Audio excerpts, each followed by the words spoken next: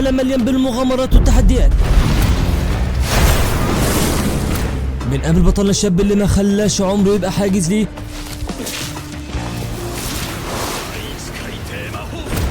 وقرر انه يبقى مغامر. والانمي اللي معانا النهارده بياخدنا في الرحله دي مع بطلنا وهو في طريقه لتحقيق حلمه. هل هيقدر يثبت قوته ويحقق حلمه بقتل الوحش الاسطوري؟ ده اللي هنشوفه النهارده. قصتنا بتبدا مع ريك اللي كان موظف استقبال عادي، ما كانش لاقي اثاره شغل وكان شايف حياته مجرد روتين ممل، فقرر اخيرا انه يستقيل ويبدا حياه المغامره. مش همه انه كبر في السن وانه بقى في الثلاثينات، وقرر يسيب كل حاجه ويركز على هدف واحد، انه يبقى مغامر.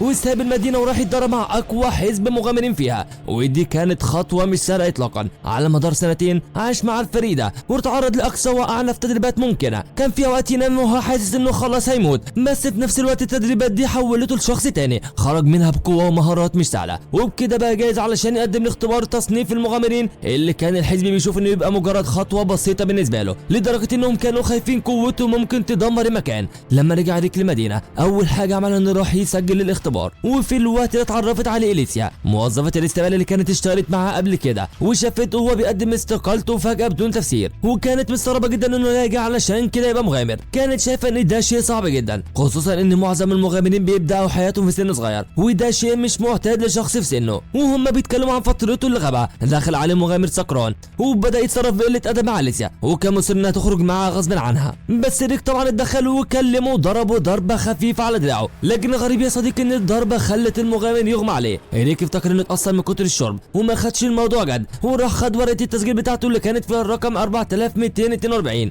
رغم انه حس ان الرقم ده مش حلو. بعد ما خلص التسجيل وخرج من المبنى قابل رينيت اللي كانت واحدة من اعضاء حزب المغامرين اللي اتدربوا، وكانت جايه تودي لمكان الاختبار. بدا ريك اختبارات التصنيف العادية زي قياس طوله وبعض الحاجات الروتينية، لكن الاختبار الاهم كان قياس قوته السحرية، واللي بتتقاس بوضع ايده على بلورة سحرية علشان تقدر تقرأ مستوى قوته. لما حط ريك ايده على بلورة المفاجأة انها قاست قوته ضعيفة جدا، وده خلاه ياخد اقل تصنيف ممكن، والناس حواليه بدأت تضحك عليه. لكن بعد ما ريك مشي البلورة السحرية اتكسرت بشكل غريب، وكمل الاختبار للقوة الجسدية. واول ما شاف كيس الملاكمة اللي هيضربه افتكر تدريباته مع الحزب اللي كان بيتدرب فيها كيس زي ده 50,000 ضربة في اليوم. وقبله في الاختبار كان في الابن التاني للضوء اللي عنده 11 سنة ومعروف بلقب الطفل المعجزة علشان قوته السحرية العالية. الطفل ضرب الكيس بتعويذة نارية قوية من المستوى الثالث، لكن بالنسبة لريك التعويذة كانت ضعيفة جدا مقارنة باللي شافها مع الحزب أثناء التدريب. ولما جه دور ريك ضرب الكيس بضربة قوية جدا لدرجة انه اتكسر، وفضل يسأل المشرفين لو كان الكيس ده سليم ولا لا. وبعدها راح لاختبار السحر الدفاعي، وكان الهدف من الاختبار انه يصد ضربة سحرية من مشرف الاختبار. بدأوا بضربات من مستوى أول وثاني، وريك كان بيصدهم بسهولة. ولما لقوا انه ما اتأثرش قرر المشرف يجرب تعويذة من المستوى الخامس، والكل كان متأكد ان دي هتكون قوية عليه، لكن ريك صدها عادي جدا.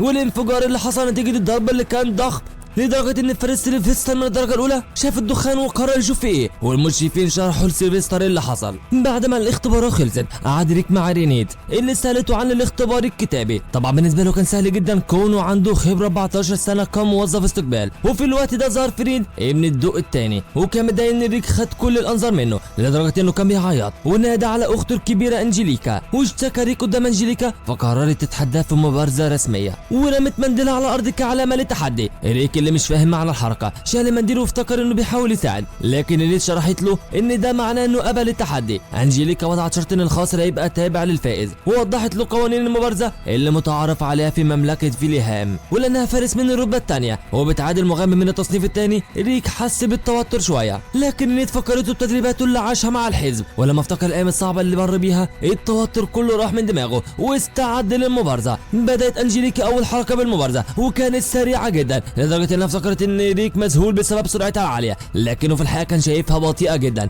وما عملش اي مجهود علشان يتفاداها. علشان تحسم المبارزه قررت تزود سرعتها باستخدام تقنيه خاصه، رغم ان جسمها مش بيستحملها لفتره طويله، لكن وهي بتتحرك بسرعه اتكعبلت في حجر وكانت على وشك تقع. ريك افتكر انها بتحاول تهجم عليه فضرب الارض بقوه علشان يبعدها وعمل حفره ضخمه حواليه. لما انجليكا شافت المنظر خافت جدا وقررت انها مش هتكمل التحدي، لانها عرفت انها لو اتعرضت لضربه زي دي هتموت. انسحبت من قدامه وسابته واقف مش فاهم اذا كان معناه انه فاز ولا لا، لكن ريني طمنته وقالت له ان انسحاب خصمك اعتراف بالخساره، وكملت كلامها وقالت له انه وبقيه اعضاء الحزب في طريقهم للمدينه علشان يطمنوا عليه. وبعد ما عدى اليوم وصلنا لتاني يوم، وكل اللي دخلوا الامتحان بيستعدوا علشان يعرفوا نتيجه الاختبار التمهيدي. اليسيا موظفه الاستقبال بتشرح لهم ان كل واحد هيستلم تذكره، ولو لونها احمر يبقى للاسف فشل، لكن لو اللون بقى ازرق فده معنى النجاح والتاهل للمرحله اللي بعدها. المرحله الجايه عباره عن مواجهات وهميه بين المغامرين، وريك كان خايف ومتردد انه ما يتاهلش، بس رينيت كانت بتحاول تطمنه وتقول له انه قدم اداء قوي جدا وهيبقى مؤهل يكمل. ريك في لحظه بيفكر في رينيت بلطف وبيتخيل انها بتحاول ترفع معنوياته، بس فجاه رينيت تديله واحده تحذره انه لو فشل هتزود تدريباته 3 اضعاف، فتكسر كل الخيالات اللطيفه اللي كانت في دماغه. لما التذكره اللي مصير ريك متعلق بيها توصل له بيبدا لونها بيتغير بين الاحمر والازرق، وريك مترقب بشده، بس بعد لحظات من التوتر التذكره اخيرا بتثبت على اللون الازرق وريك بيتاهل للمرحله الجايه. بعد كده ريك ورينيت بيخرجوا من الغرفه اللي كانوا فيها، ولما بيخرجوا بيشم ريحه عطر قويه جدا.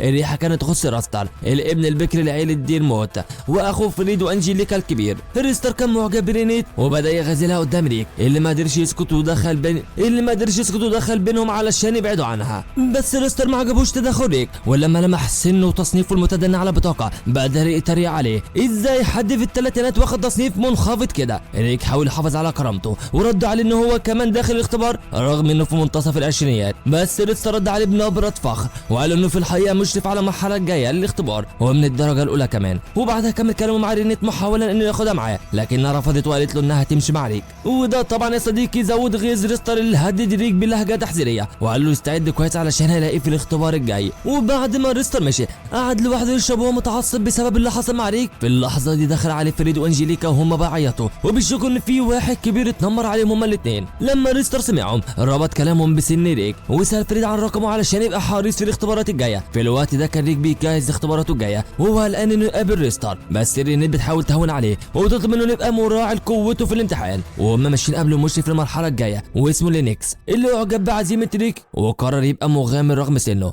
وقال انه شايفه مثله الاعلى وعايز يبقى زيه يوصل لتصنيف الاول في يوم من الايام. لينكس وريك سلموا على بعض بحراره، ومن خلال السلام حس لينكس ان ايد ريك مرت بتدريبات شاقه جدا. ولما كان لينكس على السلم ظهر ريستر وكلمه لينكس باسلوب مش حلو. بعد فتره اعلن للممتحنين اللي تحت الشرف لينكس ومن بينهم ريك ان لينكس بقى مريض والمشرف الجديد عليهم هيكون ريستر. ريك ما كانش فاكر الاسم علشان عنده مشكله في تذكر الاسماء، لكن رينيت فكرته ان الراجل اللي كانوا قبلوه قبل كده ومن اسمه فهو الاخ الكبير لفريد وانجيليكا. الممتحنين كان بيتكلموا عن ريستر والقابه كتير واشهرهم ساحق الرتبه المتدنيه لانه بيتلذذ في التنمر على المغامرين اللي اقل رتبه. لما ريك سمع الكلام ده بقى متوتر اكتر. رينيت لاحظت عليه القلق وسالته عن السبب، فشرح لها انه خايف من ريستر لانه مش بس من التصنيف الاول لكنه كمان بيكرهه، واضح انه حاطه في دماغه. على الجانب الثاني خوف ريك ما كانش بسبب ريستر بس لكن كمان علشان تدريباته هتزيد 3 اضعاف لو خسر. رينيت بتحاول تطمنه وتفكر انه قوي وانه اتدرب بجد خلال السنتين اللي فاتوا وان ده واضح عليه جدا. في اللحظه دي بيظهر شخص لابس قناع وبيقول لريك تعالى اقرا لك حظك.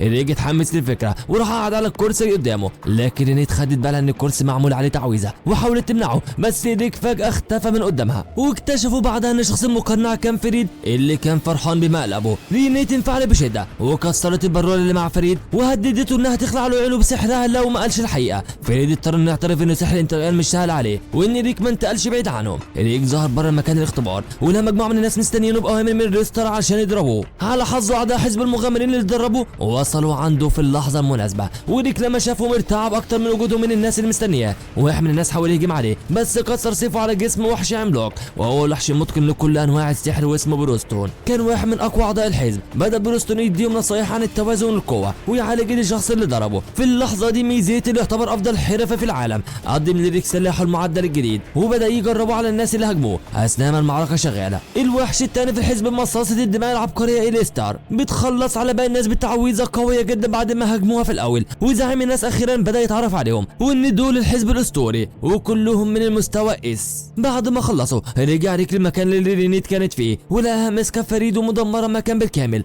بس هو قدر ياخدها ويمشي علشان يجهز الاختبار. بعد فتره نيكس وصل لهم بحاله سيئه وقال ان ريستر اللي عمل فيه كده وانه دايما بيتنمر على الفقراء والمغامرين المبتدئين ونصحوا انه ننسحب، لكن ريك بصلابه رفض النصيحه وقرر انه يكمل لما وصل لمكان الاختبار. وريستر هناك قاعد بيتنمر على المشتركين ويهزقهم. وفي مكان الاختبار كان في شخص اسمه دلوف قدرته انه يشوف قدرات الناس عن طريق عينه، بس كلما زادت قوات الشخص اللي قدامه عينه توجعه اكتر. لما استخدم عينه على ريستر عينه بدات تحرقه من قوه ريستر ريستر وعرف انه من المستوى الاول. بعدها حاول يستخدمها على ريك اللي كان لسه ما دخلش مكان، لكن بمجرد ما حاول عينه ما قدرتش تتحمل وجعته بشده. واثناء ما ريك بيتجهز لكل مكان قابلت اليسيا رينيت وبداوا يتعرفوا على بعض، وبتسالها اليسيا لو كانت عايزه تقعد مع بقيه الحزب. لما وصل المكان بروستون سال رينيت عن اداء ريك، ورينيت طمنته وقالت له ان الاختبار بسيط وهيعديه من غير مشاكل. ريك دخل اخيرا مكان الاختبار، واول ما ريستر شافه قال له بطريقه ازاي عرفت تتخلص من الناس دي كلها وتيجي هنا؟ انت عارف انت في مستوى مختلف عنهم صح؟ ريك لاحظ الحضور القوي لريستر وساله عن السبب اللي خلاه يبقى مغامر. رد ريستر وقال له ان ده لمصلحته وانه كان بيله مغامر سابق هيرفع من مكانته وناوي يعتزل في الوقت المناسب. بس ريك فهم من كلامه انه مجرد شخص انتهازي وقال انه مش ناوي يبقى زيه. ريستر طلب انه يتكلم باحترام طالما لسه عارف يتكلم، وبدا يضربه بتعويذه ضعيفه من المستوى الاول، لكن ريك حتى ما اتحركش. ريستر افتكر انه خايف، لكن الحقيقه ان ريك كان بيتامل في كلام رينيت اللي نصحته انه يستغل اول دقيقه في تهدئه نفسه ومراقبه تحركات خصمه بدل ما يهجم على طول وهو غارق في التفكير. ريستر ضربه بتعويذه نار من المستوى الثالث وريك صدها وكانها ولا حاجه. اليسا كانت بتتابع القتال من بعيد وخايفه على ريك جدا، لكن بروستون طمنها وقال لها ان التعويذه الضعيفه مش هتاثر فيه. وبروستون كمل كلامه وسالها لو كانت عارفه العوامل الاساسيه اللي بتحدد قوه المغامر. بدات اليسا تشرح ان العوامل الاساسيه هي القوه الجسديه والسحريه والتحكم في الجسد والسحر، واكدت ان القوه السحريه لازم تتطور من سن صغير علشان تزيد، وبما ان ريك بدا في سن كبير فقوته السحريه ضعيفه. بروستون اتفق مع كلامها ووضح لها ان عشان كده ريك ركز على تطوير قوته الجسديه، وافتكر جزء من تدريباتهم لما كان بيخليه يمشي في غابه مليانه وحوش لحد المدينه وهو رابط كتل حديد بوزن 100 كيلو لكل رجل. واثناء ما الحوار ده شغال ريستر استخدم تعويذه من المستوى الخامس، لكن ريك صدها، وده بدا يضايق ريستر وقرر يستخدم قوته الجسديه، لكن حتى ده ما نفعش مع ريك. ريك اخيرا فهم قصد رينيت لما نصحته يراقب تحركات خصمه، وبدا يلاحظ ان ريستر قوي في السحر لكنه مهم للتدريب الجسدي وباقي العوامل بعد محاولات متعدده. المره دي ريستر حاول يستخدم تعويذه جديده من المستوى الثالث بقوته الكامله، لكن ريك صدها بسهوله بتعويذه بسيطه من المستوى الاول لانه لاحظ ان تعويذه ريستر كانت مجرد اطلاق عشوائي. ريستر حاول يهاجم بعدها لكن ريك ضربه ضربه قويه بصعوبه. ريستر قدر يلحق نفسه باستخدام سحر التعزيز في اخر لحظه، وبدا يعترف ان قدرات ريك مميزه واكيد اعلى من المستوى الاول، ومع ذلك ريستر كان مقتنع ان ده مجرد حظ. سأل ريك بتحدي الى حد امتى هتفضل تستهين بيا؟ وكمان لو قوتك الجسديه بس الواضحه ازاي بقيت كده في سنتين؟ الكلام ده ضايق ريك جدا، وافتكر تدريباته الشاقه اللي كانت زي الجحيم حرفيا اللي مر بيها كذا مره حتى انه بيموت فيها بجد. لكن بفضل قدرات بروستون في الشفاء كان دايما بينقذه، وده خلاه يقوى جسديا بشكل غير طبيعي واعاده بنائه بشكل مستمر على مدار السنتين. ده كان مجرد اكاذيب ومبالغه بالنسبه لراستر، لكن ريك واجهه وقال له ان طموحه وحلمه هما اللي خلوه يستمر في الطريق ده. حلم ريك كان قتل الوحش الاسطوري كايزر، الوحش اللي ظهر في اساطير البطل ياماتو، وده ما كانش هدف ريك لوحده، ده كان هدف الحزب كله انه يقتل الوحش ده. طبعا ريستر ضحك بسخريه وقال ان حكايات ياماتو مجرد قصص بتتقال للاطفال قبل النوم، لكن ريك كان هادي جدا وقال له سواء صدقته او لا ده ما يهمنيش لانه حلم الشخص. قرر ريستر يستخدم تعويذه من المستوى السابع ليثبت لريك مكانه، وبعد ضربه بتعويذته الاقوى من المستوى الثامن. بس ريك قرر يواجه التعويذات دي بتعويذه ريح عاديه من المستوى الاول. ريستر ساله باستغراب عن عدد مرات استخدامه للتعويذه دي، فجاوب ريك انه استخدمها 100 مليون مره في السنتين اللي فاتوا. الرقم ده صدم اليسيا جدا، لكن بريستون اكد لها انه حقيقي. ريك كسر التعويذه اللي كانت مثبتها بكل سهوله وغلب ريستر وسط دهشه الجميع. وبعد ما خرج من المكان قابل اعضاء حزبه اللي باركوا على الفوز واكد لهم انه كله بفضل تدريباتهم. واثناء ما بيتكلموا مره عليهم ريستر ومعاه اخواته اللي كانوا بيسندوه، فريك حب يقدم له نصيحه وقال له انه لازم يتدرب على التعويذه لحد ما يحس انه هيقرب يموت. ريستر رد عليه وقال ان الاختبار التصنيفي الجاي هو اللي هيبقى المشرف عليه، وان المره الجايه هو اللي هيكسب. الحزب راح يحتفل وريك استنى لحد ما عرف نتيجته، وقعد مع رينيت لحظه انه كان اكتر هدوء مقارنه بالاختبار اللي فات، وبتقول انه كان هادي يعني المره دي. فريك بيرد عليها انه بيفتكر في كذا حاجه وبيبدا يسترجع ذكرياته لما كان طفل وهو صغير، كان على طول بيقرا حكايات ياماتو وعن الكنز اللي ما عرفش يوصل له، بس كان بيؤمن ان في يوم في حد هيعرف يوصل له، وكان دايما بيتاثر بالحكايات دي لدرجه انه قال لاهله انه عايز يبقى مغامر. بس طبعا امه كانت بتخاف عليه وبتقول انها مهنه خطيره جدا، انما ابوه كان شخص واقعي وقال له يشوف شغلانه ويستقر فيها احسن من الاحلام دي. وفي يوم ريكي بيكتشف الدكتور قال له انهم لقوا علامه في جسمه بتدل على انه هيبقى عنده مهاره فطريه، وان الاشخاص اللي تظهر عندهم العلامه دي نادرين. بيتاثر ريك بكلام الدكتور ده وبيقول له يعني هبقى زي ماتوا؟ فبيرد الدكتور زيه، هو بيفرح قوي ريك بالكلام ده انه بقى اقرب خطوه من حلمه. وطبعا كاي طفل في سنه بيحكي ده لاصحابه في المدرسه، وبيمر يوم ورا يوم واصحابه بيسالوا على مهارته دي مش بتظهر بقى، حتى مهما يتدرب برضه ما فيش حاجه بتظهر. وبتبدا تمر السنين وبيبدا ريك يفقد الامل، بس اصحابه بيحاولوا يواسوه ان مش دايما المهاره بتظهر، وممكن يحاول يبقى مغامر، ما كده كده مش كل المغامرات بسبب ان عندهم علامه. بس في الاخر ريك بياخد بنصيحه ابوه وبيقبل انه يشتغل كموظف استقبال، وبيمر الوقت في شغلانته الجديده وسنه ورا سنه لحد ما بيجي في يوم عادي كان بيساعد اليسيا اللي كانت لسه جديده ساعتها. بعدها بيدخل على صاحبه زيد علشان يقول له انه بقى مغامر من الدرجه الثانيه. بيبارك له ريك وهو جواه جزء حزين على نفسه، وبعد ما بيخلص يومه الطويل في الشغل وهو مروح بيفتكر صاحبه بيندم على 14 سنه اللي ضيعها في الشغل، وانه كان المفروض يحاول يبقى مغامر ويمسك في حلمه. وافكار له بتتعب وحش ضخم بيهاجم المدينه مش بيبقى عارف يعمل ايه، وساعتها بيقابل رينيت لاول مره وهو كان فاكرها شخص عادي وبيحاول بس يحميها، بس رينيت بتقول انها مغامره وما يقلقش وبتقتل هي الوحش. وهم ماشيين في المدينه بتثني رينيت على شجاعه ريك وبتسال عن اسمه، وبعد ما بيتعرفوا على بعض ريك بيفتكرها من التصنيف الاول او الثاني، بس رينيت بتطلع الشاره بتاعتها وبتقول انه من التصنيف اس. ريك كان اول مره بيقابل حد من التصنيف ده فخدها فرصه وسالها هل يقدر يبقى مغامر حتى في سنه ده، وان ده حلمه من صغره علشان يقدر يغلب كايزر، وانه عنده علامه بس لسه قدرته ما ظهرتش. رينيت بتبدا تثني على شجاعته وبتكلموا على قدراته السحريه وان القدره السحريه لازم تتطور من الصغر او غير كده مش بتتطور وبتفضل على مستواها. وشافت من وجهه نظرها انه مستحيل ان ريك يبقى مغامر، وبياخد ريك الصدمه وكانها اخر ضربه قاضيه ليه وحلمه، وبتحاول تواسي رينيت بس بيبدا ريك يتوه في الكلام ويطلب منها تخرج معاه على سبيل الهزار، بس رينيت بتاخده جد وبتقول له انها فاضيه بكره. بيتحمس ريك للخروجه وبيبقى مليان طاقه وحيويه في الشغل بشكل ملفت مخلي الكل مستغربه حتى المغامرين اللي كانوا جايين ياخدوا مهام. وبعد ما بيخلص يومه في الشغل بيجهز نفسه علشان يقابل رينيت، وهو في الطريق بتحصل مشكله ووحوش كتير بتهاجم المدينه. بيبدا يدور على رينيت اللي بيلاقيها بتحارب الوحوش ومتلم على وحوش كتير جدا، لما لها الوحوش كتير كده يقلق عليها، بس رينيت قالت له ما تقلقش وقدرت انها تقتل معظمهم.